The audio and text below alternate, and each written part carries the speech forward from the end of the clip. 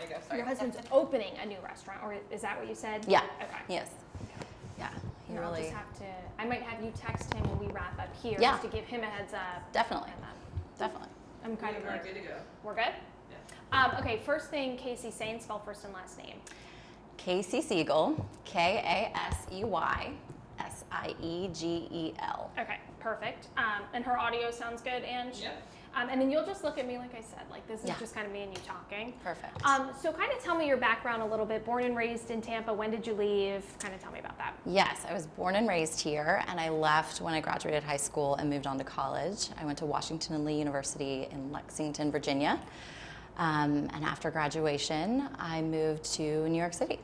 So what, I mean, to ask you why you moved to New York City, that's kind of like way too open-ended, but why didn't you what made you not maybe come back to Tampa? Was it just looking for something different? Yeah, I majored in art history as well as business, and I wanted to be in a bigger market, first of all. I knew that I didn't want to immediately come home because I knew there was more opportunity out there for me to find. And New York is, of course, the center of the art world in this country for sure. So being able to have an opportunity to move there and create a career there in the art world, specifically at the Whitney Museum of American Art, was thrilling, and it was an opportunity I couldn't turn down. Sure. Before I kind of move on to a little bit more of your journey, when you think back to high school and maybe even like middle school, you know, like 10, 15, 20 years ago, if you can, for me, what was Tampa's reputation, you think? You know, I think for those of us that grew up here, Tampa's always been a place you're proud to be from. However, I don't think that the nation at large really felt the same way or wasn't as familiar with what those aspects that we are so proud of were. I don't know that Tampa had done the best job of marketing itself back in those years. I think it was getting a lot of bad press in a way. But it was something that I always knew was pretty unfair. Yeah. You know, Tampa's a great place to live. Tampa's a great place to have grown up. So I always thought it was a little bit of an unfair rep. Sure. Do you think that it did lack some of that culture and some of that cutting edge growth and just that, you know, whatever makes a city attractive to young professionals, you know, do you think Tampa lacked that a little bit 20 years ago? I definitely do. I think that, at least from my perspective, I think there was a lot of development happening that was bottom line focused and the quality of life, quality of place was really an afterthought.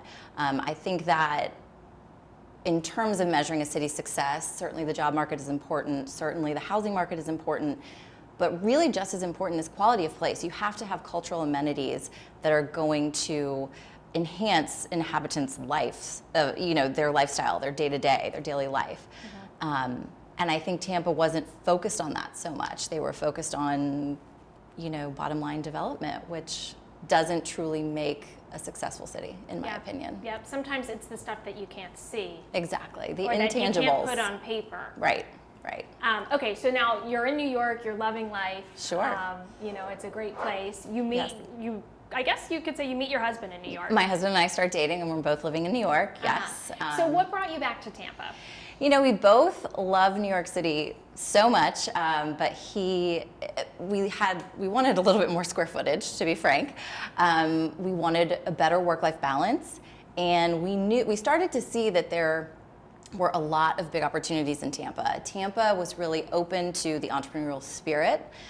We had a great network and community here still. My parents are here. Most of the friends we grew up with are here or had moved back or were planning to move back. So we saw that we were going to be able to come home to a wonderful community that we could probably make an impact on.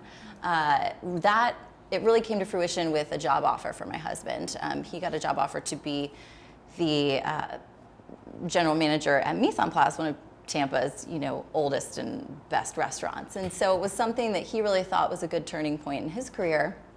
So I was a little hesitant, but I jumped on board. We kept our apartment in the city just in case, but we ended up, you know, being really happy here. And being here, I saw what Oxford Exchange was doing in terms of spinning off a design studio, Oxford Design Studio, where I'm very happy to work now and be able to bring design-forward environments to Tampa. Yeah. Okay. So, you know, you guys end up here, and then, like you said, you now work at Oxford Exchange, and you touched on it, but I'll ask you just a little bit more. You know, you kind of found, you weren't sure, because, you know, you came here more so for your husband's opportunity. Right. You were confident you would find something. You weren't Definitely. exactly sure what it was going to be. Definitely.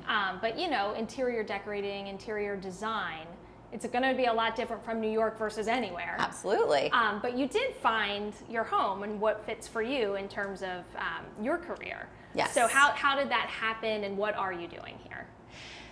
So it came at a great time. I befriended the design director here at Oxford Design Studio. She is actually a new Tampa resident as well. So she brought her sensibility and design experience from other markets here to Tampa already. I saw that and understood what she was trying to do here, as well as what Oxford Exchange had already done in really creating and raising the bar for a design-forward dining and retail experience. It was unlike anything Tampa had, but certainly influenced by things that were happening in other markets, for sure. And it's really raised the bar across the board for dining, for retail, and design. Yeah. And I saw the reaction that our community was having. Design really makes an impact on community, and Oxford Exchange is local proof of that. And I think that understanding that they were embarking and capitalizing on that notion by spinning off an interior design studio and being able to see the design director's vision of where she wanted the studio to go, it was a no-brainer. I really wanted to be a part of that.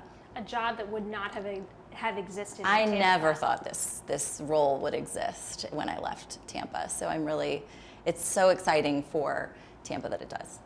Yeah. Okay. I mean, I think you pretty much covered it. I mean, I don't want to kind of beat a dead horse. That's what I need. I think that's awesome. Is there anything that you want to add, or anything else that you think, you know, 'cause again, I'm capturing that whole, you know, Tampa's changing, Tampa's growing, the culture is changing, it's attractive to young professionals, and here's kind of proof of how. Right. And I do think Oxford Exchange, like you said, it's local proof that the intangibles, because when people say, well, what is Oxford Exchange? Right. It's hard to describe. It's hard hard to to put into and words. that's what I say. But yeah. it's really the welcoming feeling you get when you're here. You want to spend time here. You want to spend money here, and to be crass, but it's really because of the great design that's behind it and the great experience and community forward notion that's behind it. Absolutely. You're welcome to take pictures here. Absolutely. Bring your family and friends from out of town. Meet here for coffee. Meet here for work. Take your work meetings here. I mean, there's a commerce club devoted essentially to that. So it's really creative placemaking in a way, which is a really interesting notion that you'll see most of the larger markets are investing in. So Oxford Exchange did a great job with leading the way there, and we're seeing it happen throughout the community. Now we have Armature Works. Sparkman Wharf is a great part of the Water Street development. You know, they really creative placemaking first with the Water Street development. It's totally it's something you can't describe. You just feel it when you're there. Yeah. What do you think people our age want out of what is it, you know, that we want in terms of where we visit, where we spend our money, where we spend our time? Sure. I think that it's really, key to our generation and how we see our careers. I think work-life balance is really important to that. So you're not only moving somewhere to make a career, you're moving somewhere to make a home. And I think these quality of place cultural amenities are really, really crucial to attracting the best talent. It's, you know, what we saw and why we are able to, you know, make a wonderful home here. It's the things that we left to go to New York City to find are now happening here, and I think that is really important. You know, now we have more thoughtful development happening where developers are seeing the ROI in that quality of place and cultural creation, and I think that that's really important for our community. That's a big measure of success in my mind. Awesome. Yeah. Cool. Yeah, do your thing. ROI, what does that mean? Return on investment. Okay. So when a developer, you know, they're not just seeing the bottom line.